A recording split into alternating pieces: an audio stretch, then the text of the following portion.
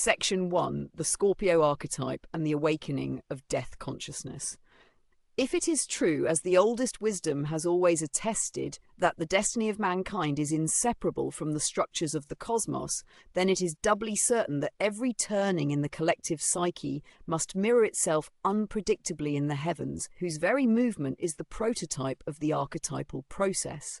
The processional shift which delivered the world into the keeping of Scorpio was not therefore only an astronomical event, but a symbol, pregnant and perilous, of the inexorable deepening of self-knowledge. For Scorpio, alone among the sky's 12 signs, bears with it the undivided logos and mystery of the blood. Life attained only through death, fire born in water, sexuality and prophecy fused into the sting of consciousness. Its hour is the hour of extremity, its gift a necessity not chosen but awaited in dread, as fate is awaited by the spirit unequipped for change. As the glacial millennia of Capricorn and the fire-lit ascendants of Sagittarius receded into memory, the world found itself, through violence not of its own making, poised on the lip of the underworld. The last victories of strategic order, the technical conquests of the hunter, and the feverish expansion of exchange, ritual and trade were all at once overshadowed by a darkness incalculable, in which every achievement was rendered ambiguous, every hope dashed upon a new and implacable law. How else should one describe this descent? In the record of the psyche, as well as in the annals of the soul, the moment when the outer world turns against man is the moment of crisis, not just of survival, but of meaning. And it is at these junctures, above all, that the full force of the archetype makes itself known. There is no culture and no individual who does not, on awakening from the sleep of nature's mothering, find himself compelled to make a reckoning with death. Life, as the alchemists rightly saw, clings to the midpoint between opposing terrors. On the one hand, the fear that death may be absolute. On the other, the unendurable intuition that every birth repeats a primordial crime. Scorpio dwells, metaphysically and psychologically, at the crossroads. Its familiar tripartite image, see for example the Egyptian triplicity of Set, Osiris and the Phoenix, or the later esoteric scorpion, snake, eagle, reflects the stage-by-stage process by which the psyche moves from blindness to ambiguous struggle to the transfigured union of opposites. That this process cannot be undertaken without suffering, even horror, is the bitter truth of the Scorpionic epoch. For here, the soul is compelled to endure all that had previously been circumvented by the pious magic of law, boundary, and skillful technique. When death consciousness awakens in the human collective, it does so not as the philosophical skepticism of later ages, but as an immediate psychic encounter. The body of the dead, the corpse of friend or father, is suddenly no longer invisible, but presses its mute presence into the circle of attention, an unbearable reminder that order is conditional and that the fate of all living things is dissolution. More, the revelation of one's own mortality, the secret knowledge that one someday will be required to descend into the realm of ancestors and of dust, arouses not only terror but the compulsion to relate in some new and previously inconceivable way to the origins of being. It is here that Scorpio's archetype comes into its own, as the agent both of terror and of healing, the death-bringing serpent and the fire of rebirth, death's redoubled gift made possible by the consummate ordeal. In the evidence from the time period we examine, nowhere is this truth dramatized more starkly than in the patterns of the Magdalenian, a people who faced head-on the crisis of a dying world and met it, not with despair, but with the invention of rituals as terrible as they were transformative. For the Magdalenian, to live was to die, and to die was to return. The dead were not enemies, but the keepers of a treasure which, if neglected or denied, would poison the living and sterilize the future. Their rituals of burial, ceremonial cannibalism, and the intricate use of ochre, fire, and grave goods partake of a logic far deeper than inventory or routine. They are, in every sense, solve et coagula in action, the separation of the parts only to resynthesize the whole on a higher plane. But let us not mistake these practices for horror alone. In the logic of the unconscious, as in the oldest initiations, what is killed must be made sacred, and what is devoured must be given. To take up the bones of the dead and transform them, the skull to a chalice, the femur to a flute, the blood to the pigment of a god. These are not the compulsions of pathology, but the acts by which the ego learns to dialogue with the self. The horror in this case is the oil of conversion. The silence of the grave is the book in which all revelation is written. The collective psyche beset by death is required to ingest its own shadow. There is no escape, but there is, through ritual, a path of return in which the shadow is transfigured from a monster to a teacher. Scorpio's preeminence resides not in the quantity of death, but in the quality of what that death produces. The so-called sting of the Scorpion is twofold. It destroys what is unready for transformation, but it awakens those who would attain the next stage of consciousness. Thus, the rituals of death and their artistic complements, ceremonies, painting, music and dance, serve to transmute terror into knowledge. The Magdalenian spiritual economy is founded on this duality. What the ordinary self cannot accept, the collective must metabolize through acts of descent, repetition and transfiguration. The entire drama of descent, suffering and rebirth is mirrored in the shamanic enterprise. Death of the body, journey beyond the veil, encounter with the ancestors and the treasures, seeds, water, blood, the hidden fire, followed by return and the endowment of the community with the bounty wrested from peril. That sexuality should parallel this process is no accident of biology, but the inner law of Scorpio. The same life that dies also creates. The same union that inaugurates a new being is shadowed by the presence of death. If the Piscean ages dissolve the self in the all, then the Scorpionic ages charge the body with the inescapable knowledge that Eros and Thanatos, bliss and destruction, are twins. In the patterns of the Venus figurines, exaggerated sexuality, faceless volume, the ambiguous blend of the maternal and the alluring, we see the violence of death and the fire of creation entwined, the snake meeting the eagle to produce new life from the womb that is also a tomb. It is difficult for the modern to enter imaginatively into the jeopardy and promise of such a life. We live, as a rule, in shadowless rooms, among decorous ceremonies, in the light of noon. Our experience of the dead is muted, hedged about by medicine, bureaucracy, and denial. But for the Magdalenian, the dance of and with the dead was as real as the seasons, as inescapable as hunger, as essential as the breath. The uncertainty of life, the protean instability of climate, resource, and social order meant that every gain could be lost, every victory reversed, every joy hedged with the certainty that tomorrow nothing might remain. In such a world, to discover meaning in the dead was not morbid, but a necessity, and the act of ingesting, scattering, or sanctifying the bones, far from being a regression to bestiality, was the highest confirmation of psychic reality that collective life could offer. The unconcealed recognition of death as the axis of transformation is, so to speak, the hallmark of a time governed by Scorpio's archetype.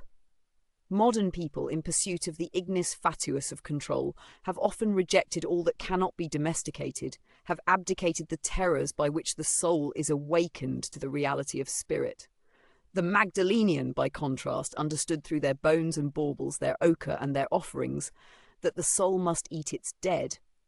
The mistake is not in the cycle, but in the temptation to believe that the lesson can be learned for us by a power that is not the work of our own hands and courage.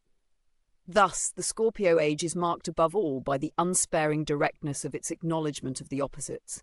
Every ritual, every painted shaft, every song and ecstasy, these are the outward signs of an inward reconciliation. No longer is it possible to remain in innocence. The serpent has bitten, the blood has stained the floor, the world is divided between the living and the dead. But now, in the absence of denial, the possibility of healing arises. This healing could never be bought at a lower price than inner suffering. The sting of the Scorpion, felt as the loss of certainty, status, role, or security, is the entrance into the psychic underworld, where only those who have died before they die may find treasure. At this crossroads, the psyche demands tribute. The question, who am I, is no longer answered by the easy enumeration of roles, belongings, or identifications.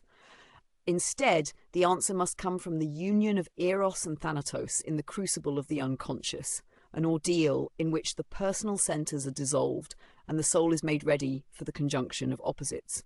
Whenever death becomes the centre of consciousness, sexuality returns unexpectedly, but in a new and more ambiguous form.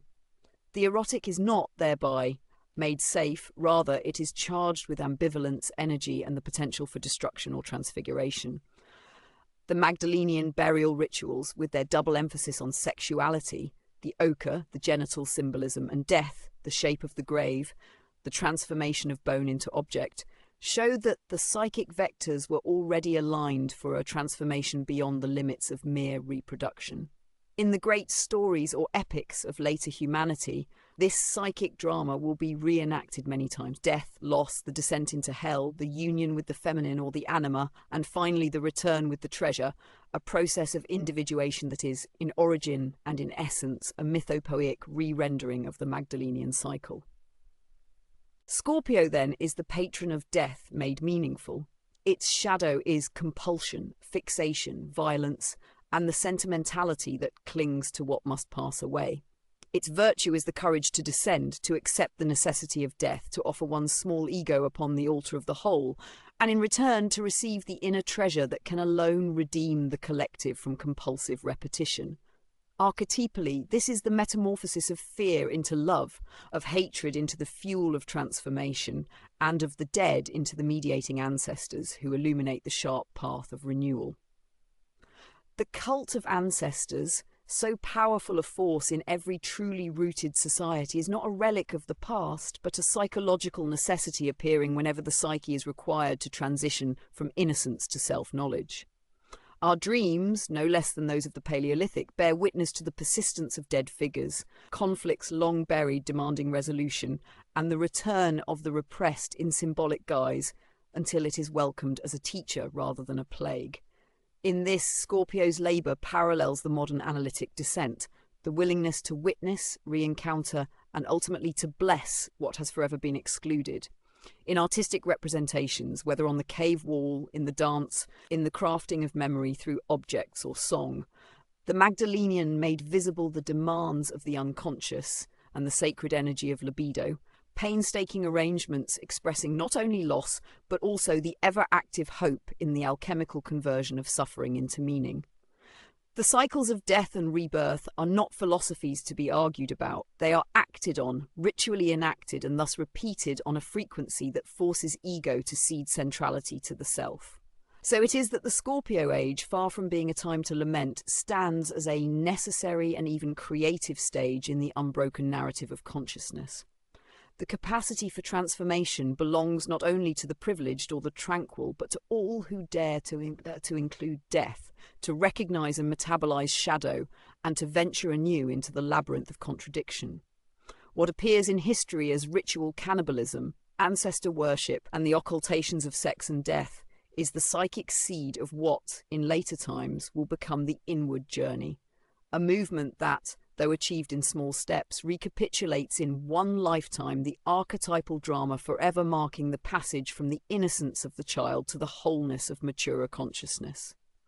The lessons of this age, though hidden beneath the strata of civilization, technology, and the myth of progress, remain alive and available in the modern psyche. True freedom and true creativity arise not in spite of death, but through its integration, and not from the avoidance of suffering, but from the willingness to dissolve, decay, and be remade according to a law more ancient and more reliable than all the machinations and defences of ego.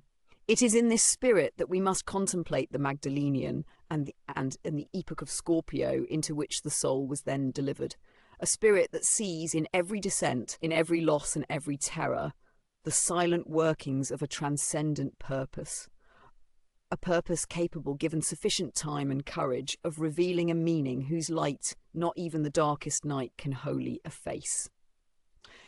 In summary, the Scorpio archetype, with its hard gifts made possible for the collective, what only the rare initiate or prophet can accomplish in solitary vision, the accomplishment of death as both end and beginning, the redirection of erotic energy into the labour of transformation, and the founding of a spiritual culture grounded in memory, ordeal, and resurrection.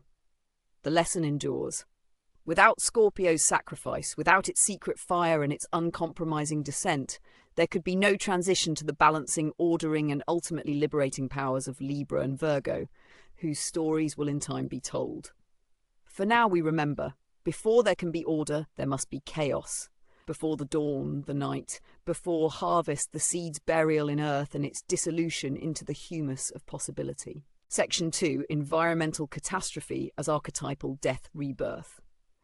To gaze deeply into the abyss of the past is to risk a certain vertigo, the dizziness of the intuitive mind as it apprehends with increasing conviction the intimate correspondence between outer and inner worlds. There is a moment, not easily defined, when what seems at first the randomness of nature awakens in our perception as the mirror and matrix of psychic change. In this, the story of the Scorpio age stands as both warning and revelation, for it was in these centuries that the interplay of cosmic event and psychic transformation attained an intensity rarely found elsewhere in the archaeological or mythological record. The world, as reflected in man's consciousness, became the theatre for the most inward and terrifying of operations: death, dissolution, and beyond all hope, the mysterious recovery of life. Let us take heed of the background against which this drama was set. In the centuries culminating in what geologists name Heinrich Event 1, a catastrophe of planetary proportions unspooled itself with impartial violence. Cold, beyond all endurance, swept the northern hemisphere. Glaciers that had once begun to retreat suddenly advanced, the oceans filled with fresh water, circulation patterns convulsed, and continents already emptied by preceding disasters felt anew the inexorable tightening of the hand of death. Dust, aridity, fire and ice, these are not only environmental facts, but, if one may be permitted the term, are inner images, alchemical symbols incised upon the living memory of the psyche. Their sufferings, endured not by the few but by whole peoples, compacted soul and transformed it in the crucible of necessity into patterns of relation, memory and aspiration, fit to endure the next turning of the wheel. It is easy for the modern mind to imagine such events as foreign and, in a sense, irrelevant, the mere accidents of a planet that has come and will go, the foreshadowings of an existence that finds its fulfillment in a more rational present. Yet the insight of psychology, and of all reflective religions and philosophies, cautions us against this arrogance. Man lives first in the world, but only by means of the soul. To the eye of the spirit, there is no radical separation between the history of matter and the unfolding of meaning. All that befalls the periphery of big continents submerged, a harvest lost, a species extinguished, registers in the depths as catastrophe or challenge, is assimilated as suffering, and is reworked in time into the raw and potent substance of transformation. The psychological resonance of catastrophe is found nowhere more vividly than in myth. Every culture in its oldest stories preserves violently persistent memories of a great flood, of cosmic conflagration, of the destruction and rebirth of worlds. This motif, so strange to the rationalist, repeats with an obsessive fidelity that can only mean one thing. The events in question were not simply episodes in the manipulation of stone, tree and fire, but were experienced and understood as archetypal. They entered into the structure of the psyche and reappear in each generation as the code by which the soul recognizes, endures and finally rasps meaning from the unmeaning or senseless. The great flood motif, for example, is not the fantasy of children or savages, but the spontaneous realization at once inward and projected that destruction is the prelude to regeneration. Among the many stories contemporaneous with the end of the LGM, few rival the tale of the Laurentide and Scandinavian ice sheets, melting in fits and starts into the Atlantic, sending armadas of icebergs into the sea, shutting down the bounding conveyor of the Gulf Stream, and plunging the continents into a final and devastating Ice Age crisis. To survive this time, or more exactly, to live within it, was to be forced without mercy into the Valley of the Shadow, every safety lost, every certainty overturned, and all that remained of the promise of stability reduced to a frantic improvisation upon the theme of endurance. Yet, as psychology teaches, the descent of the individual or collective into the unconscious is never undertaken in vain. The alchemists, who in their symbolic meditations anticipated the rigours of synthetic thought, spoke again and again of the necessity of the nigrido, the blackening, the putrefaction that must precede the coming of the filius philosophorum and the restoration of the lapis. This logic, though rendered in strange vocabulary and alien forms, is the same as that presiding over the psychic dramas of every generation. Catastrophe, whether geophysical, social, or psychic, is not random but archetypal. It crushes, dissolves, and purifies, but for the sake of a new creation. Its logic, though inflexible, is redemptive. Without it, nothing ordinary could enter the extraordinary, and nothing unique could labour to hold the opposite's intention until a third and unknown possibility was born. To those living through the heart of Heinrich Event 1, the world must have seemed in every sense to have gone mad. The very elements rebel, earth shaken, fire extinguished, water multiplied, air thick with dust and snow. The careful structures of routine, the daily round, the seasons, the migrations, the cycles of feast and fast, birth and burial, are all at a stroke invalidated, made uncertain or impossible. In psychological terms, this is the death of ego and the return of animal fear, the dissolution of the certain, the loss of the organising principle, the return to chaos, which is the matrix both of the demonic and the divine. The soul, faced with the unwelcome truth of its own contingency, is forced to seek ground deeper than the ego, and what it finds, if it is not to perish, is the inexhaustible resource of the unconscious, those archetypal images and energies that rise spontaneously whenever transformation is irrevocable. This, I believe, is the subtext to the extraordinary richness of the artistic, religious, and symbolic records of the time. The world could no longer be trusted. The face of God, if there were one, was hidden or angry. Yet, beneath the surface, the psyche laboured day and night to produce, less by choice than by necessity, new and more durable forms by which the community might orient itself and pursue the labour of meaning. The painted caves, the statuettes, the burial goods, and above all, the ecstatic and violent rituals, the sacrifice of the living, the cannibalizing of the dead, the ingestion of ancestors, the descent into trance and vision, are not mere accidents of culture or expressions of disorder. They are the attempts, at once desperate, creative, and foundational, to effect the death of the inadequate and the resurrection of the archetypally true. In the symbolism of the underworld, found so plentifully in the iconography of the time, we see a collective psyche forced by the crisis of nature to confront its own inner darkness, and there, in the face of distraction and suffering, to discover the twin truths of the opposition and polarity of the whole. The dead, seen no longer as diseased or vanished, but as ancestors, the gods, seen no longer as capricious, but as lawgivers, the art no longer as entertainment or even mere rapture, but as the visible index of self-overcoming. These and these alone are the indelible signs not only of a civilization on the brink, but of a soul preparing itself for the next step, the binding of shadow, the transformation of instinct, and the return, not of the past, but of the future within. The correspondence between outer and inner catastrophe is, therefore, not simply a mental metaphor, but an operation of the archetype itself. Scorpio, being the image of death and resurrection, found its natural home in a world where catastrophe was both the end and the challenge to new life. The Magdalenian people, confronted by loss on every side, replied, if this is the right word, with a vision as realistic as it was creative, by offering to the dead an honour denied in life, by ingesting their bones and blood in sacrament, by descending into deeper caves and shadowier sanctuaries to seek new patterns of continuity, and above all by relinquishing the belief in safety and embracing the more durable faith in transformation. It is only by such horrors that the psyche is awakened to the possibility of individuation. In the terrors of the night, the dreams of monsters, the visions and outcries of those initiated, the community learns what the ordinary mind can never teach, that security is and always was an illusion, and that meaning comes not from avoidance of crisis, but from its transmutation into a narrative of labour, loss and eventual achievement. The peculiar toughness of Magdalenian art, the repeated themes of violence, dismemberment, ritual wounding and shamanic journey, are not the marks of decadence, but the signs of work well undertaken. That suffering is not abolished, nor is it eclipsed by the pious magical thinking of a happier epoch. It is instead made the vehicle of knowledge, the language in which the self speaks to the ego and calls it to the next hard ascent.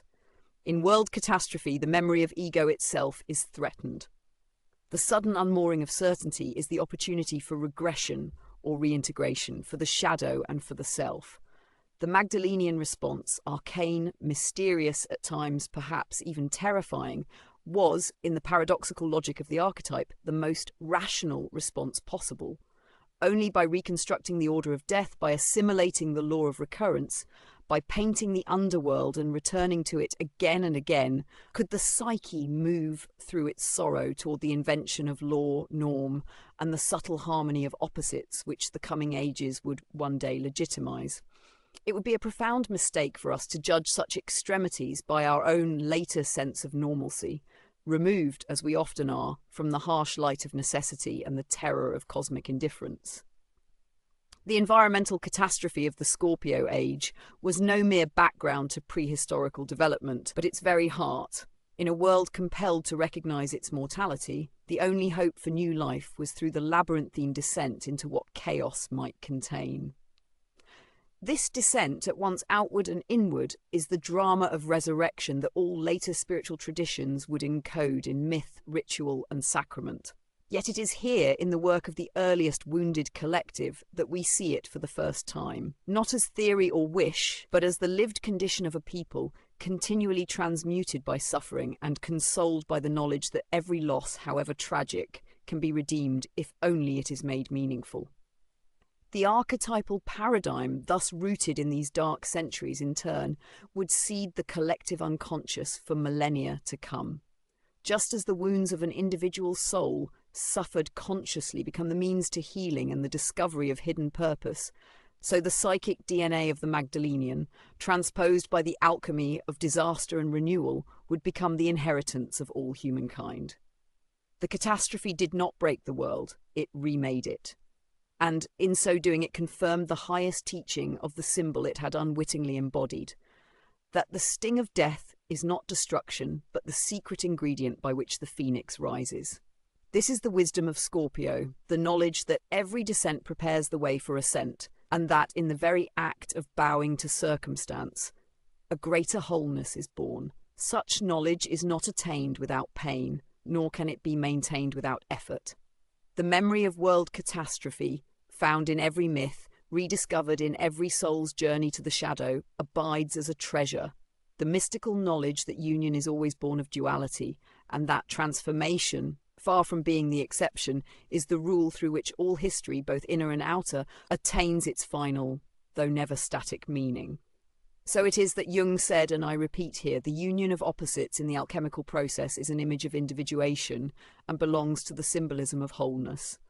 And in the story of the age of Scorpio, we find this symbolism not only in the lives of the dead, but in the very catastrophe that made the living worthy of their inheritance. That is our witness and our hope.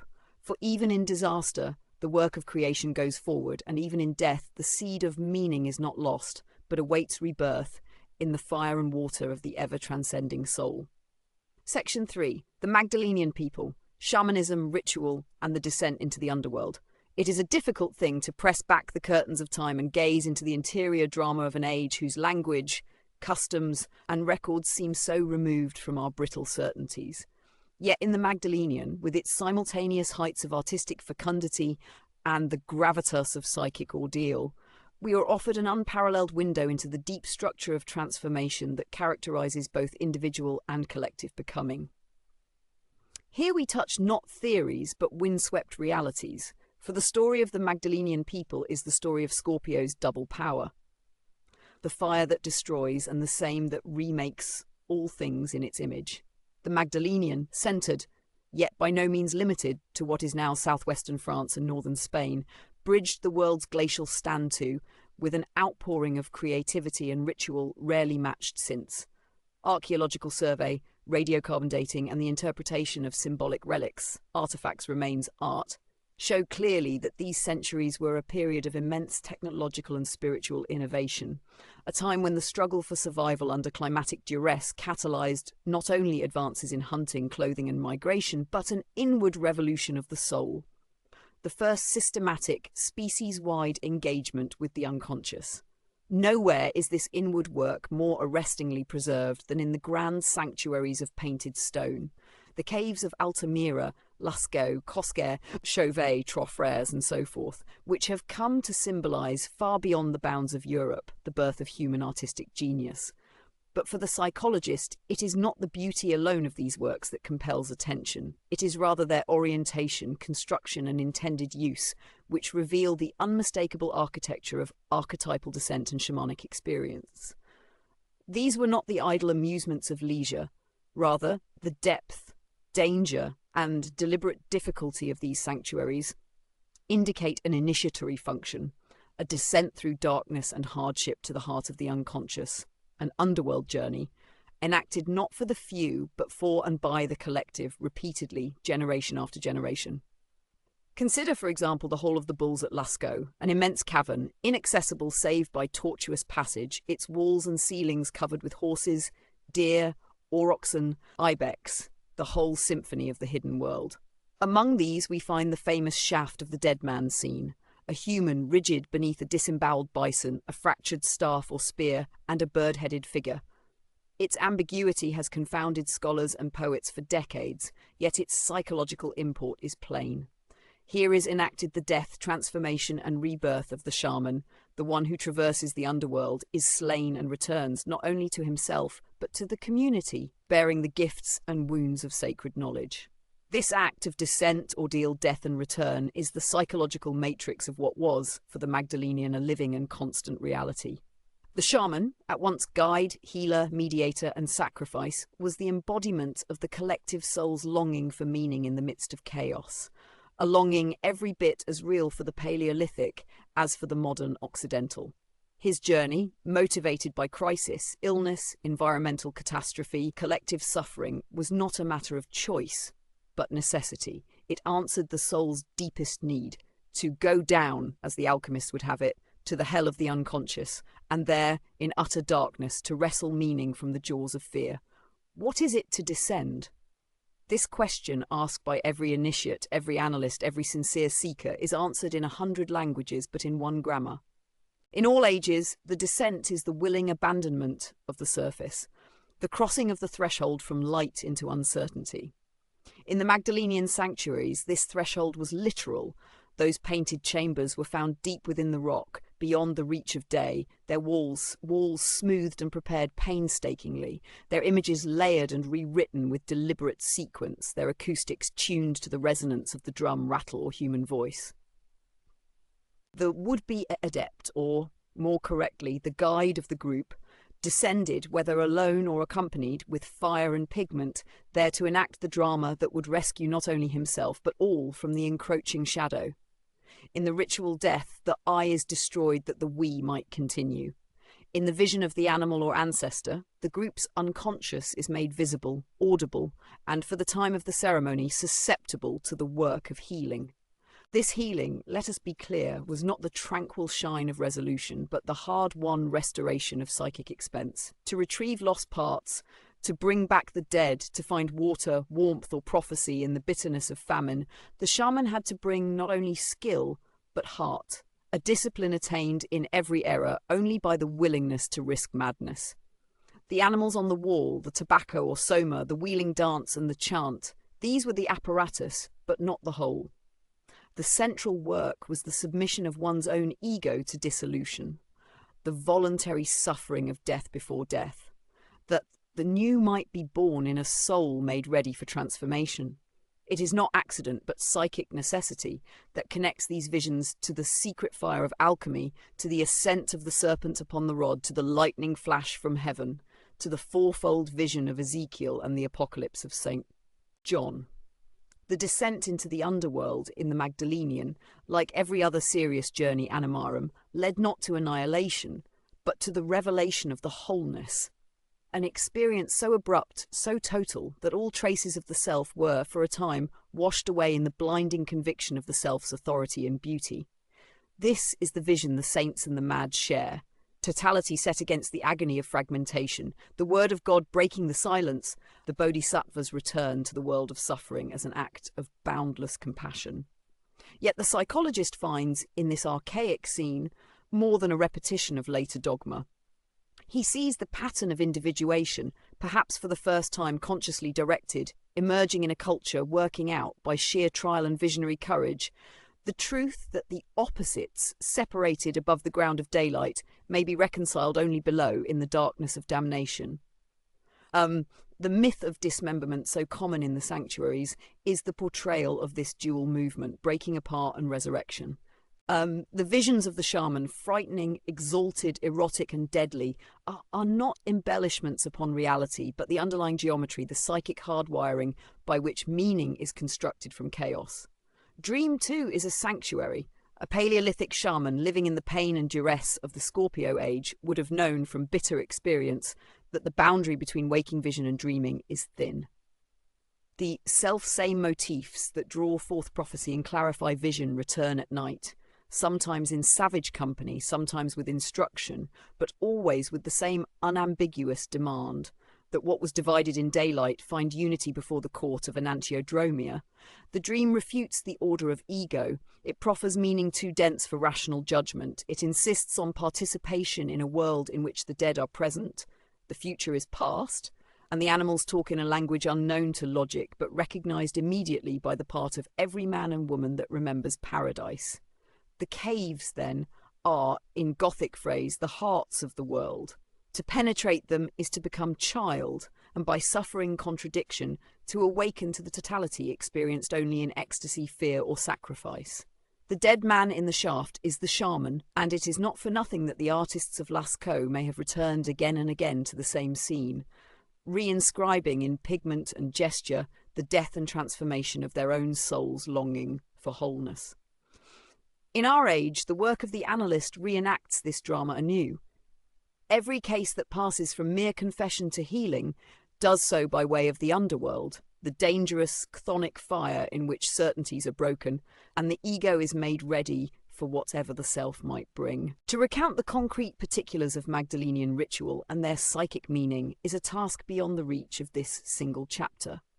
Yet certain motifs demand attention, the recurrence of hybrid beings, both in the drawings and in the visionary traditions gathered by ethnologists and anthropologists.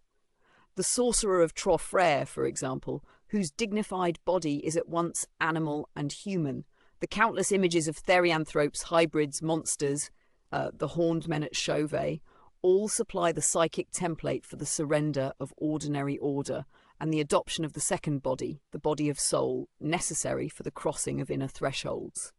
To become one's animal is not regression, but achievement, the affirmation, in vision and right, of the kinship of the human individual with the entire chain of being.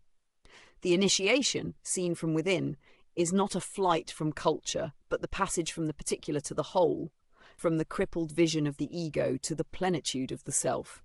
In is instructive in the cases of modern shamanism, and verified in the dreams and visions of contemporary analysans, that this same symbolic logic persists, unchanged in essence, to the present century.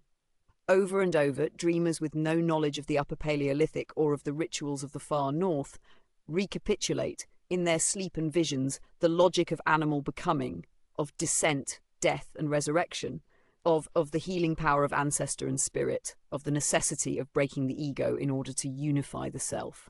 Unlike the primitive imagery of our textbooks, these dreams are highly differentiated, careful, even conscious use of animal transformation, remembrance of descent into unknown rooms, caves or sanctuaries, encounters with ancestors in dead or dismembered bodies, and the invocation of sexual imagery, often violent, always ambiguous, as both the occasion and the solution of soul division. In all these cases, the shamanic logic persists. The descent to darkness leads to the fountain, the merging with the animal self brings new sight. How is it then that the Magdalenian achieved, without psychology, without the articulated dogma of the great religions, the renewal and consolidation of meaning that later ages have found only with difficulty?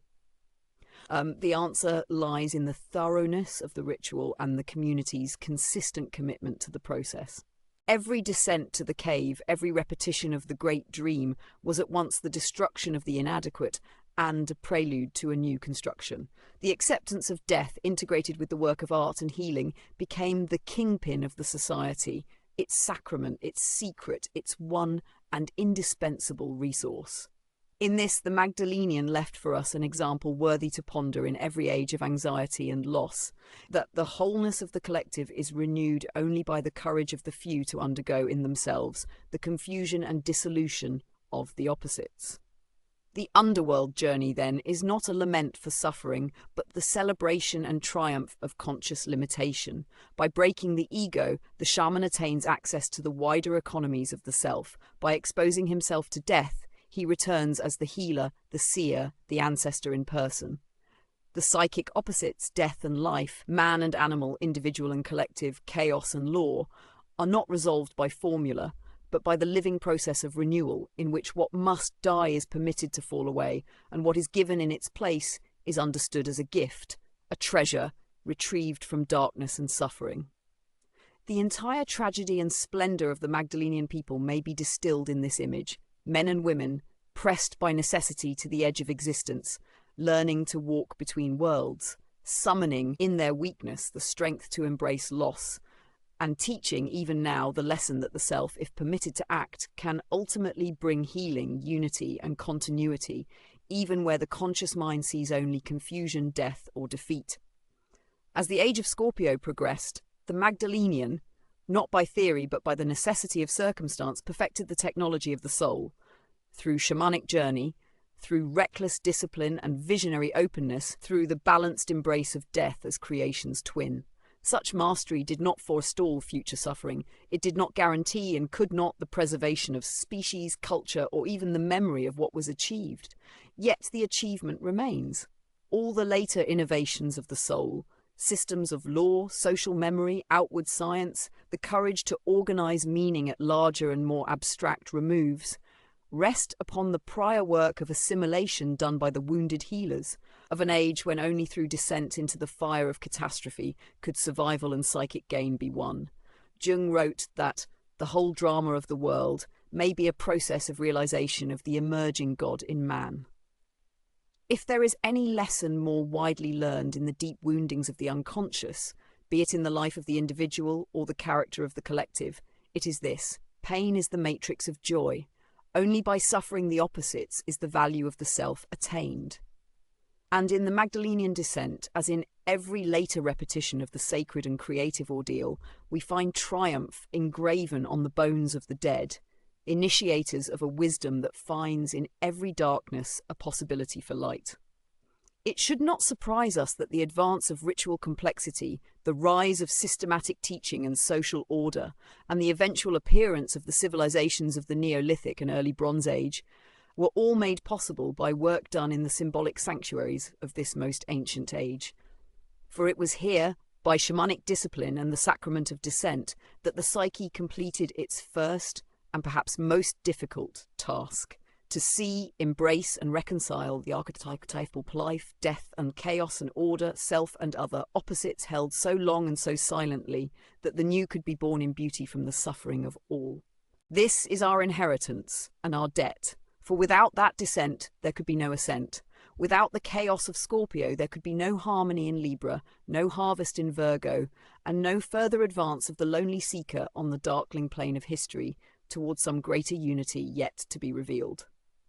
Section 4. Ritual Death, Transformation and Sacred Cannibalism. Of the many responses humanity has devised to the ever-present riddle of death, ritual is by far the most universal and the most enduring. Ritual at its root is the psyche's effort to bring order and meaning to that existential chaos which the conscious mind, in its ordinary functioning, prefers to keep hidden in shadow. The Paleolithic evidence of the Magdalenian era, shining as it does through the mists of perhaps 17,000 years, demonstrates in chilling yet necessary clarity how the human soul, confronted with catastrophic loss and the acute nearness of mortality, wrought out of suffering a system of spiritual metamorphosis whose directness and power remain uncompromised to this day. Central to this transformation stands the archetype of ritual death. Death not merely as biological fact, but as conscious act and sacred mystery.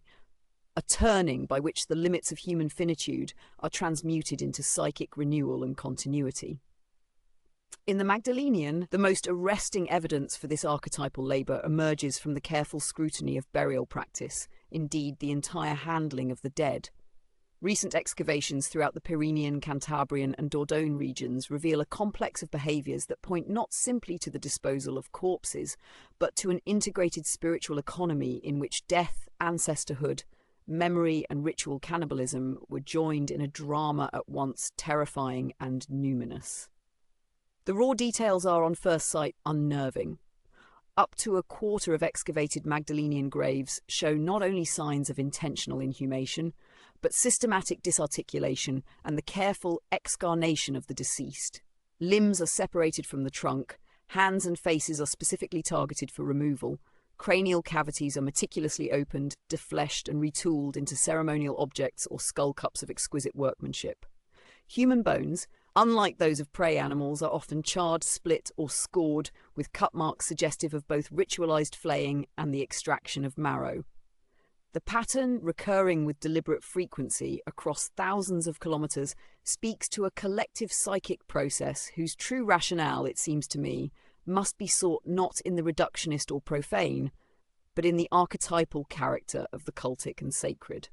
Let us remember that ritual cannibalism is a phenomenon both ancient and widespread. Among all known societies that practice it, the fundamental motif is the consumption of the dead, not for sustenance alone, but for the spiritual benefit of the living. It is at once a sacrament and an ordeal, a conscious affirmation that the departed are not lost, but through the act of devouring, are reintegrated with the group, made ancestors of value and presence, fueling the community's ongoing life with the virtues and powers once held in flesh and bone. This, in essence, is the resurrection of the body, no longer a matter of empty hope, but a physically and spiritually enacted reality. The dead are not strange or ugly, but the bearers of the unconscious.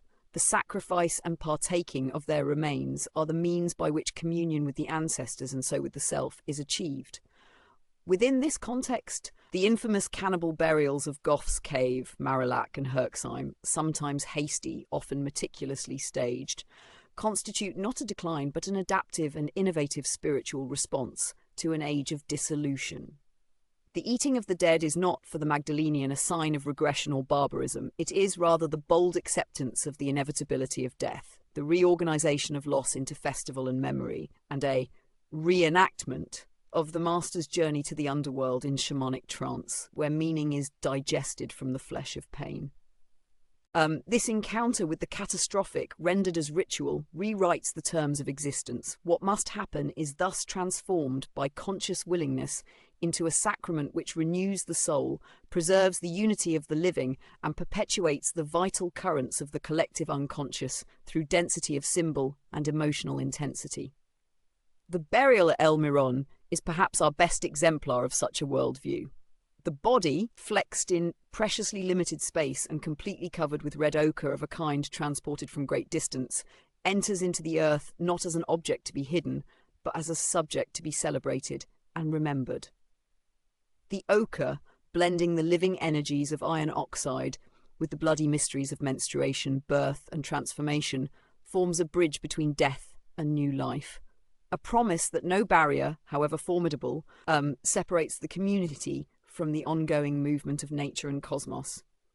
That flowers of a species associated with cleansing and sexual rites were placed beside the body witnesses to the necessary conjunction of death and desire, of the sorrow of loss and the hope of fruitfulness. The engraving atop the burial, possibly a symbol of the yoni, is part of this same web, a coded assertion that what is holy is not only to be mourned, but to be united with, assimilated, made flesh in the community's ongoing struggle for meaning. From the psychic point of view, these rituals constitute active imaginations, dynamic engagements with the archetype of transformation. The combination of pain, preparation, memory and sharing compels every individual participant into a state of liminality, a threshing floor of the soul in which ordinary distinctions break down. Images of the numinous arise unbidden, and the boundaries between the seen and the unseen are momentarily dissolved, bringing into play the full potency of the unconscious. This state, both dread and desirable, marks the birth of the transpersonal, no longer immured by the small ego, but open to the universe of the ancestors and gods. It is crucial here to discern the connection between ritual death and the simultaneous emergence of sexuality as a conscious power. The exaggerated sex goddess figurines, so abundant and ambiguous in the archaeological record, are rightly understood as part of the same symbolic system. Images not only of birth and fruitfulness, but of death's ever-present shadow, of the dangerous paradox that life-giving is also life-destroying, and that fertility is always purchased at the cost of separation, loss, and the wounding of innocence. These figurines are not pornographic in any modern sense. They are rather instruments of awe and fear, designed to focus the mind, male and female alike, on the unity of the creative instinct with the all-consuming appetite of the universe. Here again, we see Scorpio as law and revelation, the realization that only by accepting the coincidence of opposites, sex and death, mother and destroyer, delight and wound, can the psyche become whole and its capacity for generation and renewal be sustained in the face of extinction. Every Venus is a tomb. Every rite of love is a mirror of the rite of death. Every burial a thinly veiled drama of union. In affirming, through paint, song, action and ordeal, the lived contradiction of pleasure and pain, the Magdalenian creates the possibility of rebirth, of hopes and forms that remain unconstrained by the accidents of famine, weather and war. It is tempting for us, living at such a great remove, to romanticize this process. Yet one must not forget that the psychic cost was staggering, the constant presence of loss, the repetitive rehearsing of pain, the unrelenting discipline required to evoke, hold and transmute the dreadful images of the ancestors. Modern psychology finds its analogue in the long trials of analysis and dream work. There, too, the ego learns that what must die within and be eaten must first be encountered, accepted and made holy by a transformed attitude. Neurosis, found here in the delayed funerary rituals, the compulsive repetition of forms, the reenactment of forbidden violence within a sacramental structure, is not a mark of failure, but the engine of discovery. Symptom becomes symbol, disease becomes the heat and material for the alchemical process of individuation. That this process reverberated globally is evident from parallels found the world over. Among the Aboriginal Australians, for example, red ochre and body painting are integrated with death cults, totemic ancestor dreaming, and the performance of secret sexual ceremonies. Descendants of the Ice Age in the Americas and Africa carry on rituals in which the eating of the ancestor is the alpha and omega of psychic life. Even the familiar traditions of Christianity and its Eucharist are, in the deepest sense, the continuation of Paleolithic themes, the devouring of the sacred victim as both renewal and reminder of what is most necessary about being human. In this connection, the integration of technology with ritual life is pivotal. Every Magdalenian toolkit, from harpoons to needles, contains the emblematic remains of the dead: bone and antler, sinew, skin. In using these tools, shaping and remaking the works of the ancestors, every hunter, sewer, decorator and craftsman becomes priest and initiate, each act a recapitulation of the labour by which the community survives and by which the inarticulate energies of the unconscious, the mana felt by all, are woven into forms capable of outliving the storms of time. To create is to destroy and remake. To hunt is to learn the law of the invisible. To build is to dismember and remember the world that was first given by the god, the mother, the serpent, or the shaman.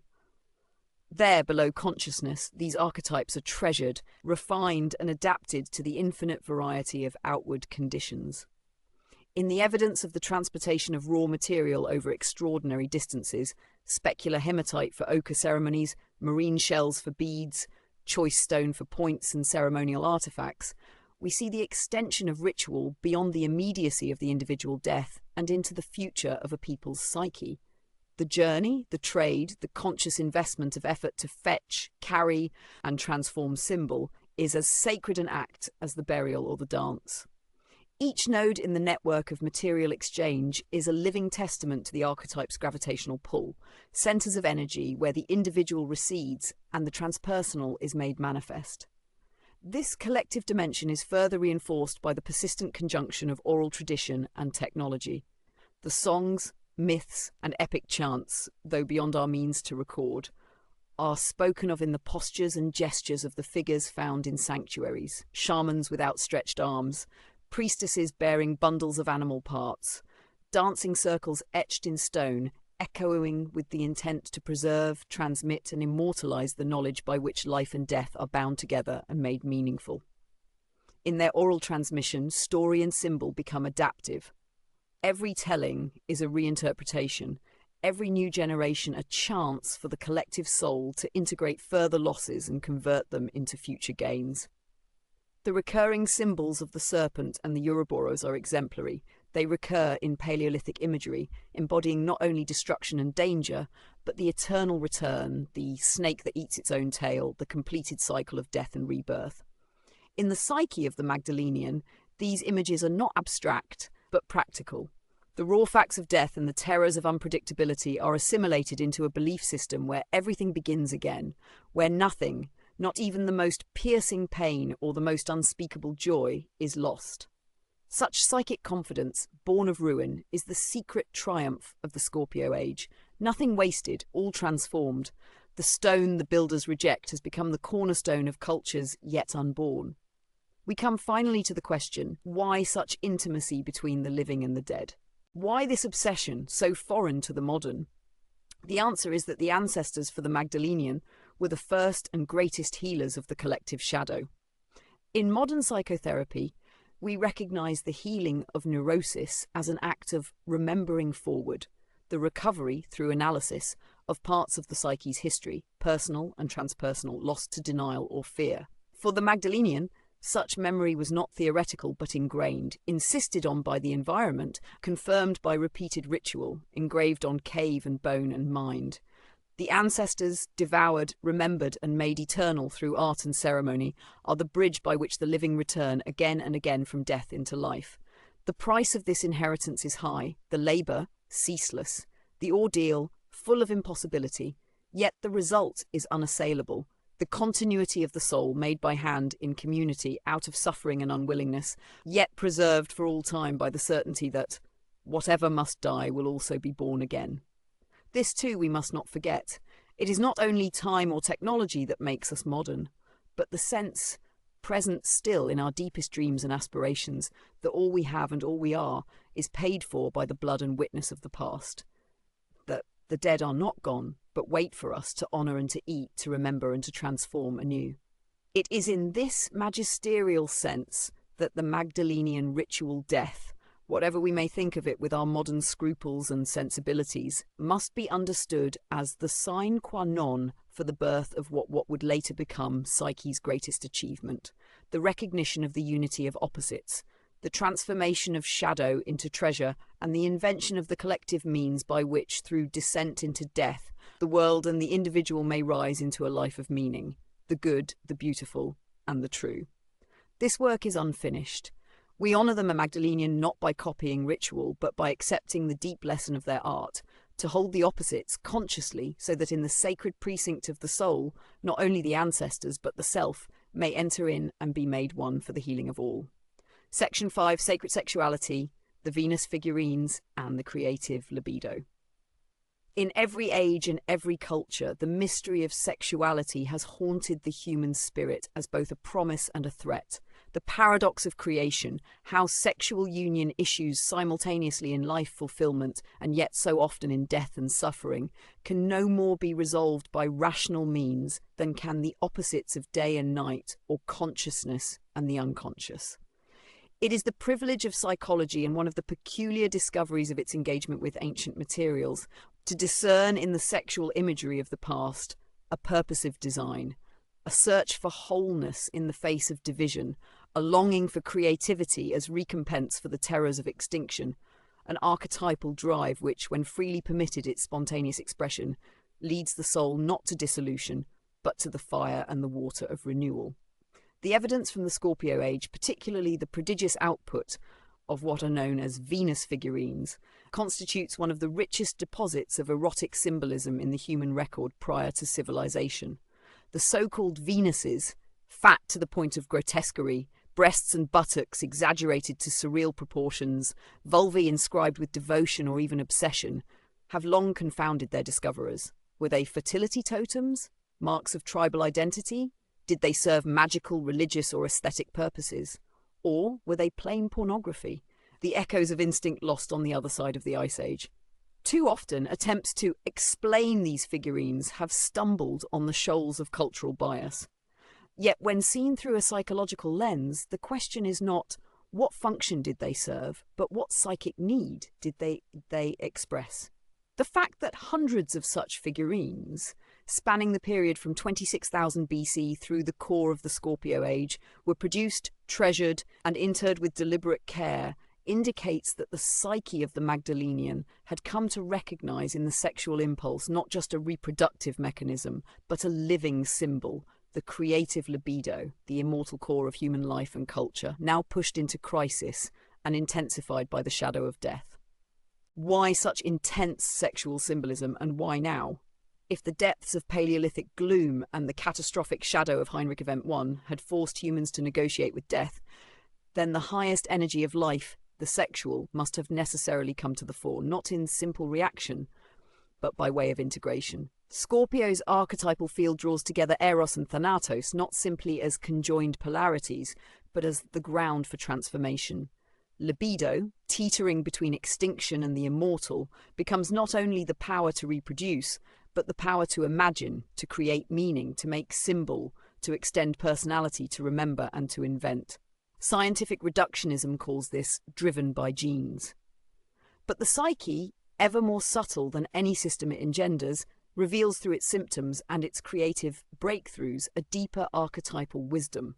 Freud, who stood at the threshold of our modern psychology of sexuality, made of libido a biological drive, subject to pressure, conversion, neurosis, but above all a fixed quantum. For Freud, all culture was sublimation, an accident created by the detour of unspent desire.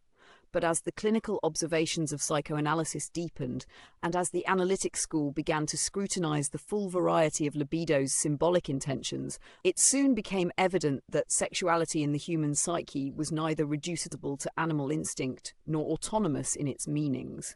Rather, the sexual instinct emerges as the herald, and often as the protagonist, for the totality of individuation. It is as much the desire for union of the opposites as the Oedipal repetition of the infantile. Thus, the Venus of the Magdalena is not merely an object of physical desire, but an emblem, at once the mother, the lover, the earth, the promise of the new within the shell of the old, a sign of the archetypal self as teacher and vessel for transformation. Her exaggerated and impersonal features are not errors but archetypal exaggeration. The conscious mind, bereft of the secure boundaries found only in more tranquil epochs, must anchor its attention on what is primal, on what cannot be dispensed with, on what must be honoured if life itself is to persist.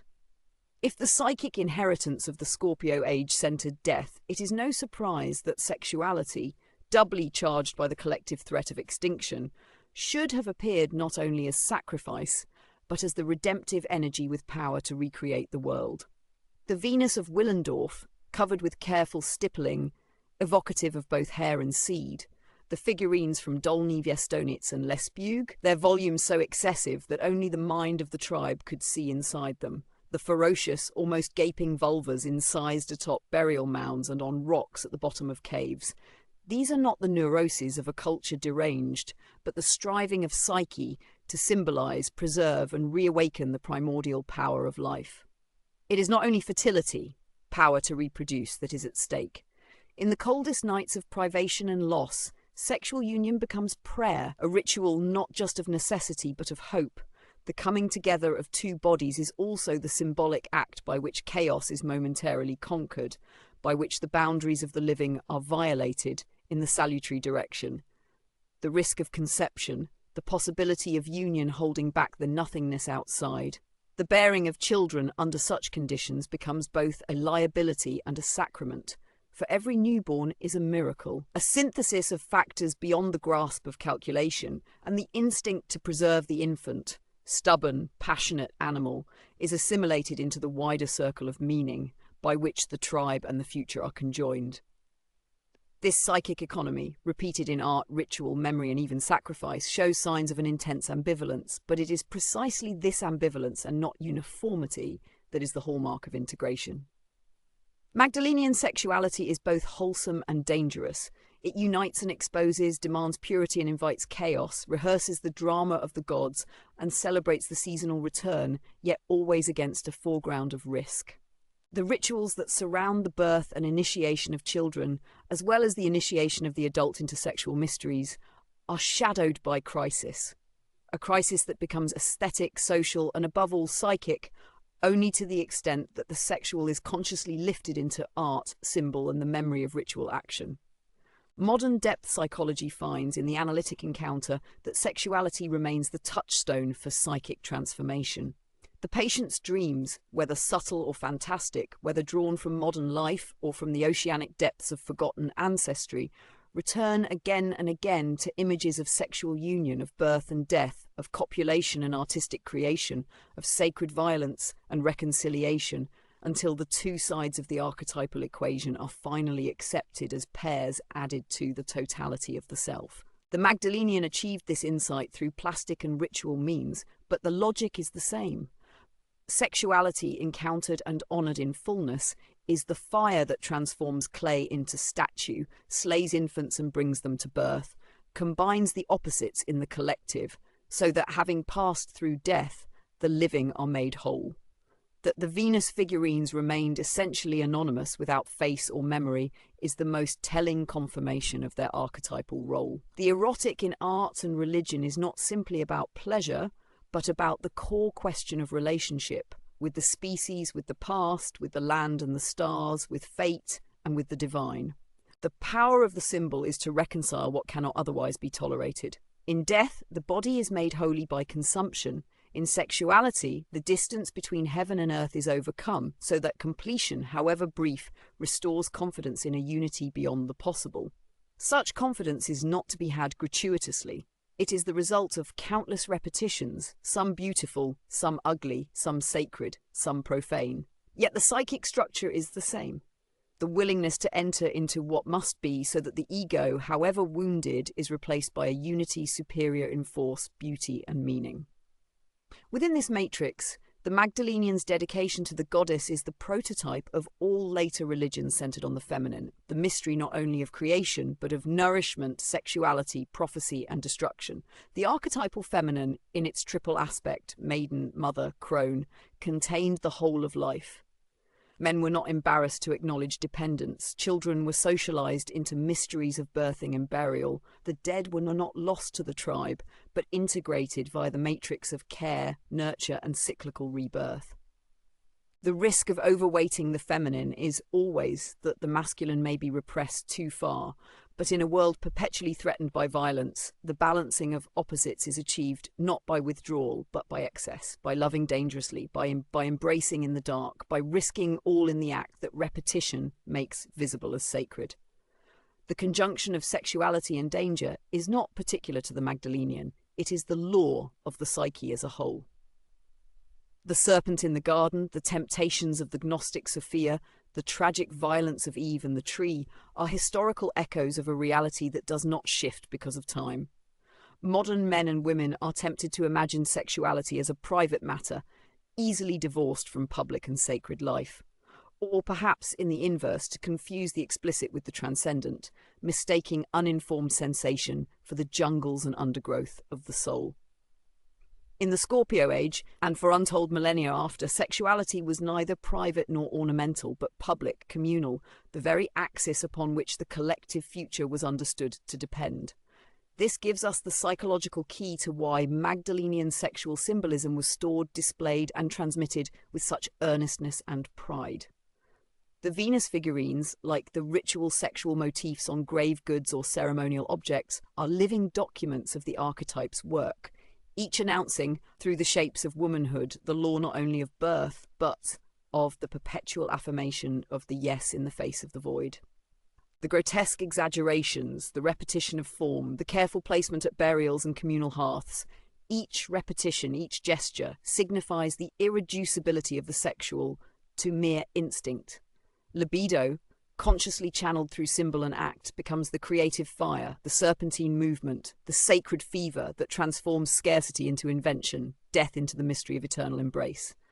In sum, sacred sexuality in the Magdalenian was an alchemy, one that did not shrink from contradiction, but sang, painted, sculpted, danced, and sacrificed until the union of opposites became the secret dance of soul and world, matter and meaning, life and the mysterious creative death.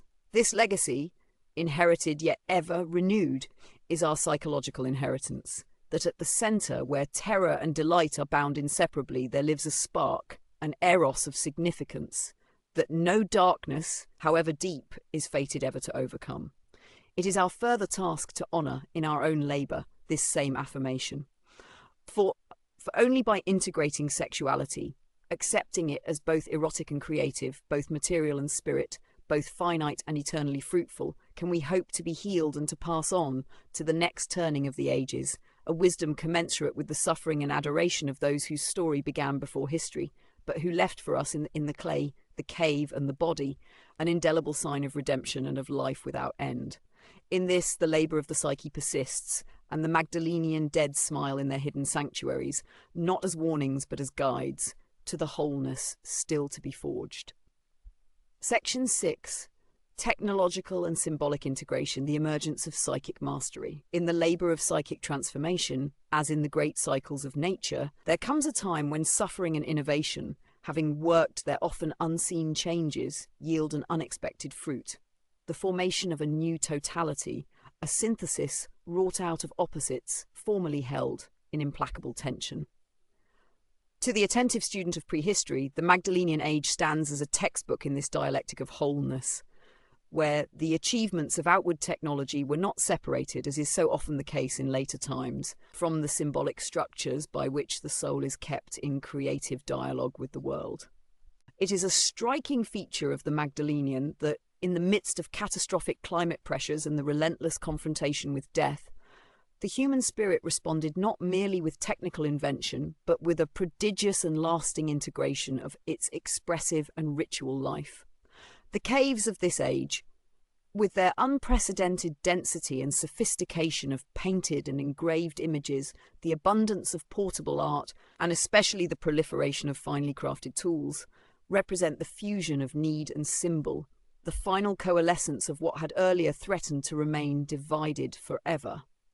Let us pause for a moment to enumerate the technological advances of the time, not only to appreciate their practical value, but to grasp the archetypal logic concealed within their emergence.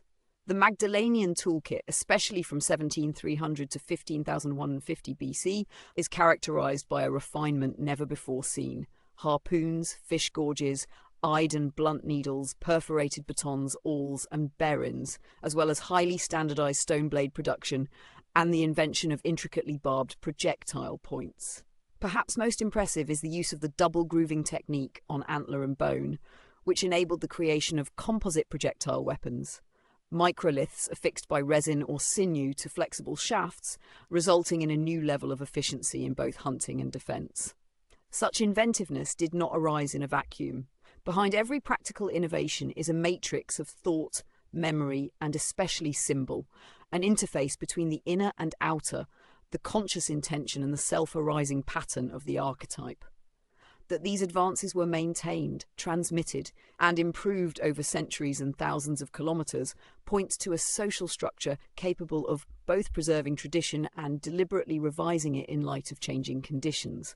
An early demonstration at the scale of the band or extended family of the transcendent function, that reconciling activity by which the psyche maintains its equilibrium in the face of real or impending catastrophe.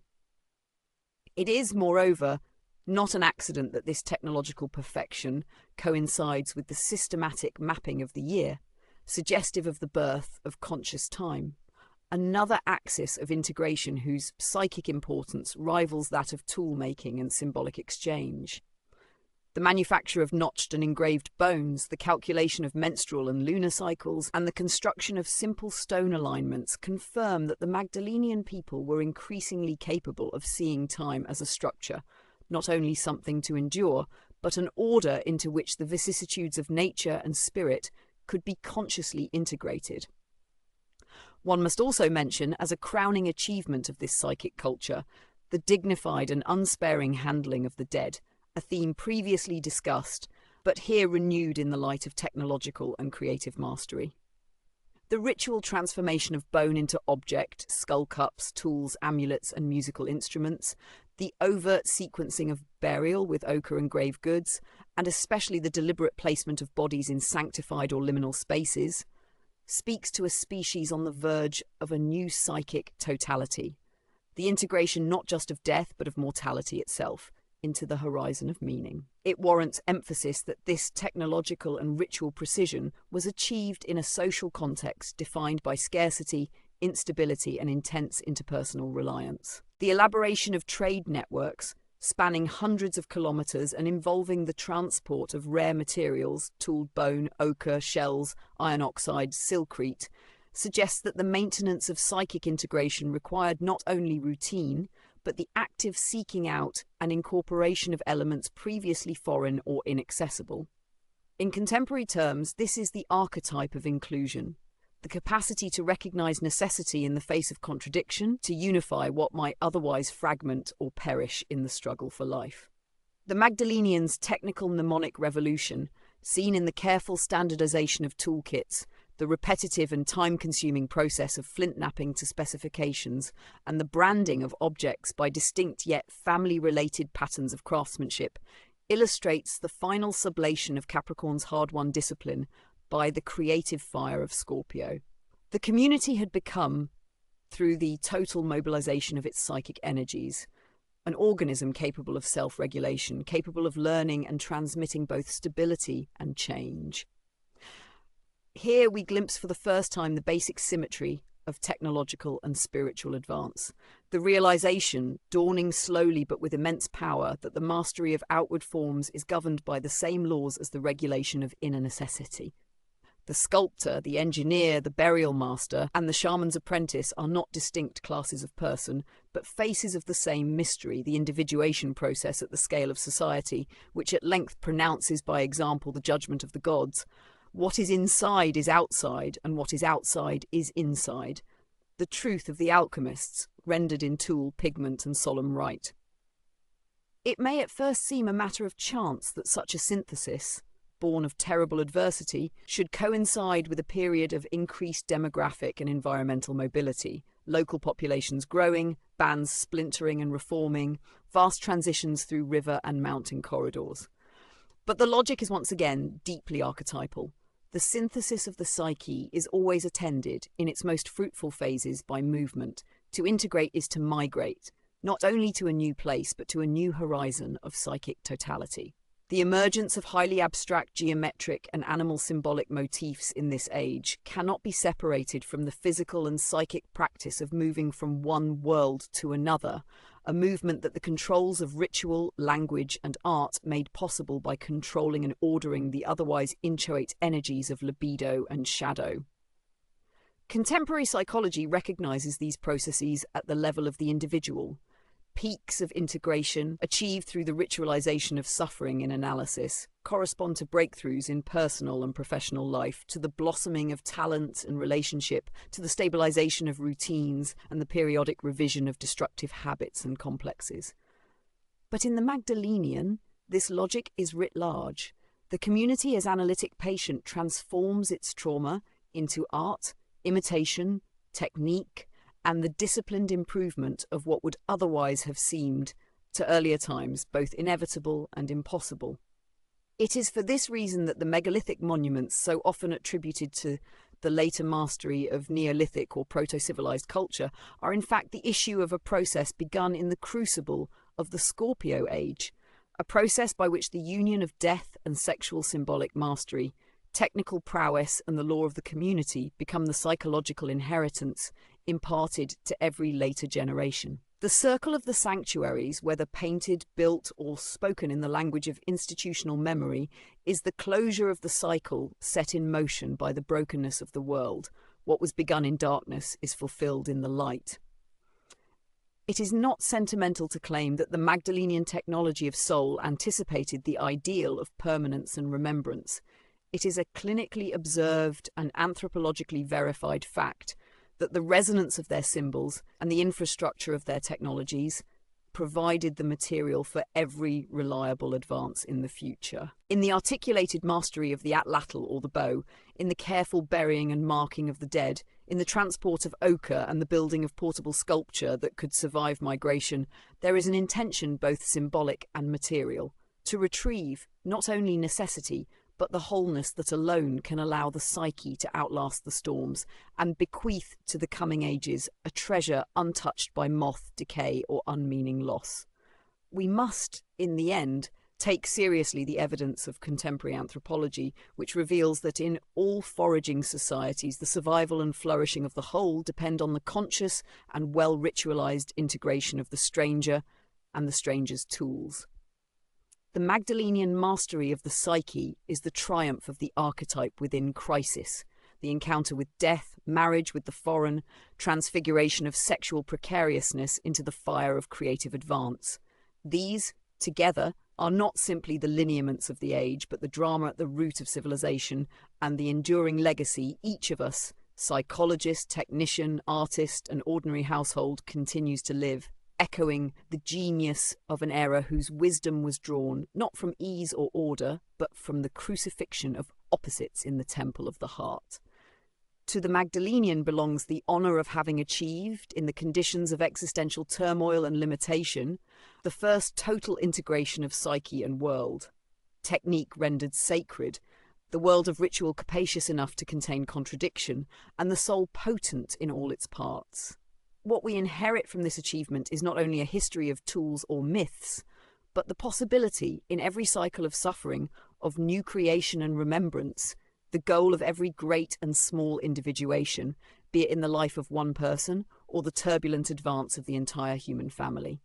Section 7. The shadow of Scorpio and the seed of individual transformation. The collective psyche, like the soil in which it is rooted, cannot reject its own shadow without forfeiting its fertility. What hides in the depths, anonymous and resistant, is at once threat and treasure, the substratum of instinct and memory upon which all the development depends, and whose isolation, if absolute, marks the genesis of disaster. It is one of the perennial insights of psychology that epochs of exuberant integration, such as the Magdalenian, must contend constantly with forces capable of undoing what has been so laboriously achieved, and that, under the sign of Scorpio, these forces emerge not simply as death or chaos alone, but as the hidden second law of transformation, the rebirth that can only be purchased by the sufferings of the unconscious.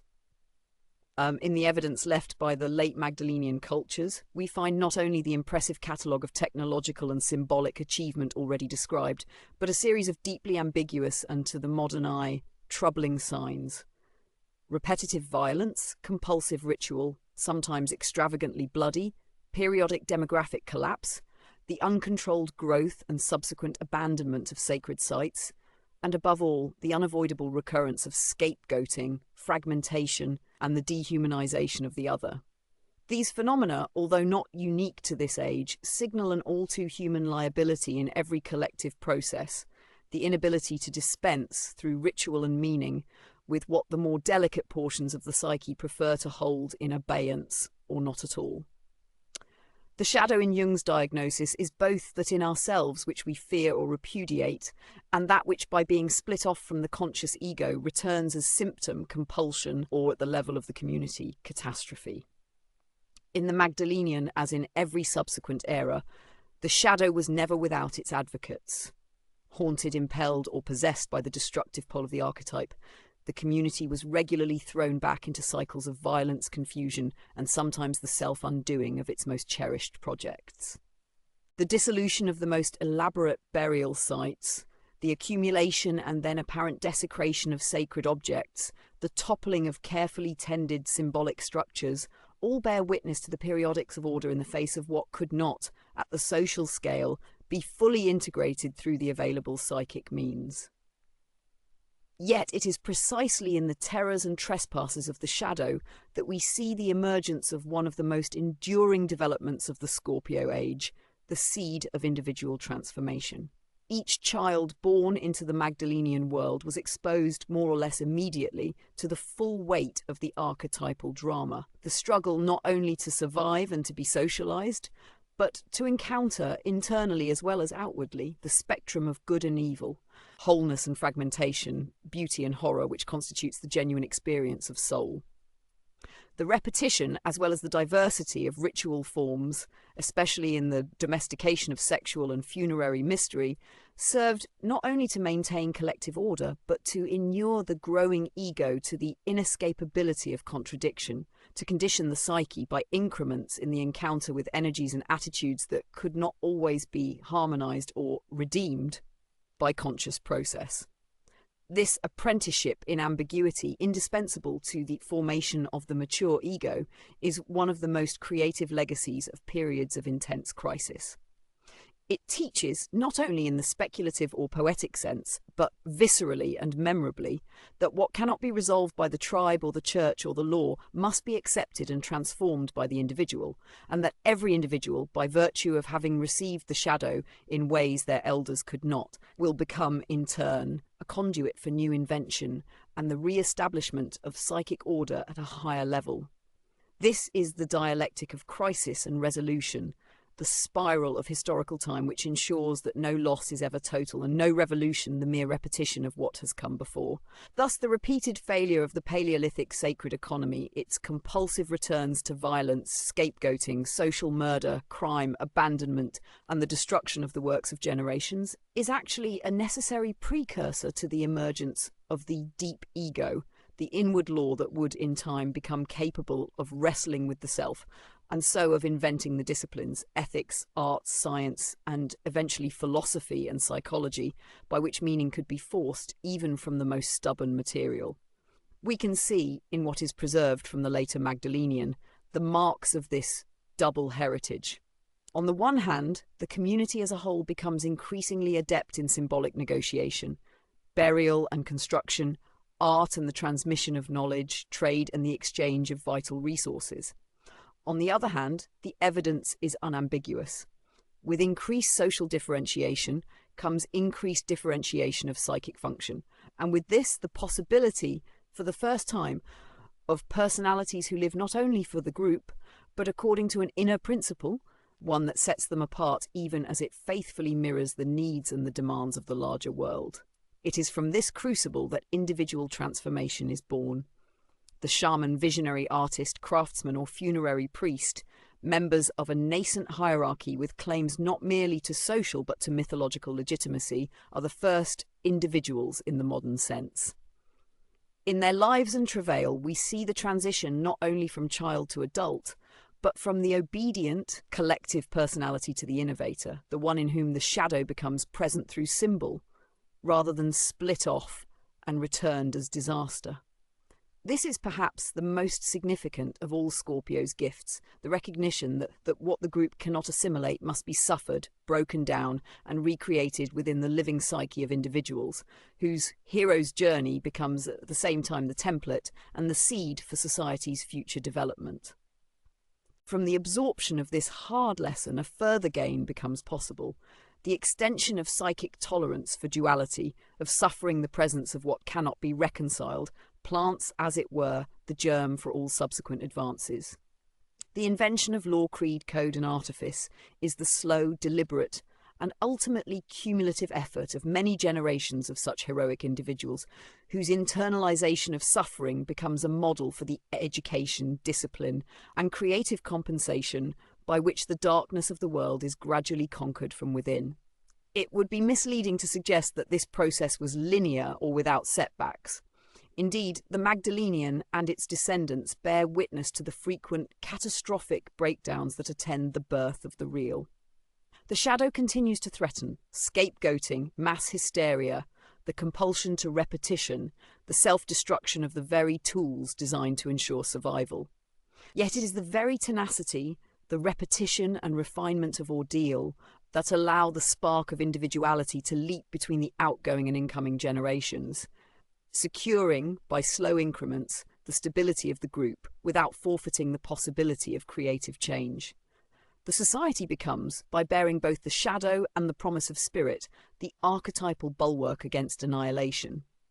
As the Scorpio age closes and as the world passes into the more structured, equilibrated and outwardly differentiated rhythms of Libra and Virgo, it is this seed, the seed of creative individuation planted in the compost of collective shadow, that comes most surely to fruition.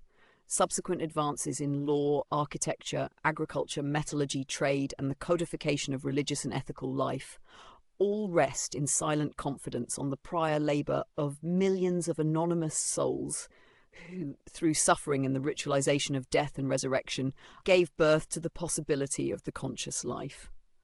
They, though they could not have named it, were our ancestors and our models in the ongoing business of living with what cannot, in the end, be undone. In this, the Magdalenian remains a source of clinical as well as spiritual instruction, the point of departure, not merely for the upward spiral of civilization, but for each new incarnational that must, in its own season, pass through the darkness, reenact the cycle, and emerge by grace and intention in the wholeness of being and the blessing of creative transformation. It is given only to those who dare to descend, and there is no other way to return, and in that returning to discover that, in every age and every life, the shadow and the light are bound in one and the same quest, to bring forth from what threatens to destroy or possess the hitherto unimagined new. We are the inheritors today of a tradition still in formation and of a task unfinished even in our deepest sleep. For that seed once planted continues, like love and like death, to echo through time, sounding the depths of the soul until all has been made conscious, every last fragment included, and wholeness has finally become the word and work of the living, one with the legacy of the dead.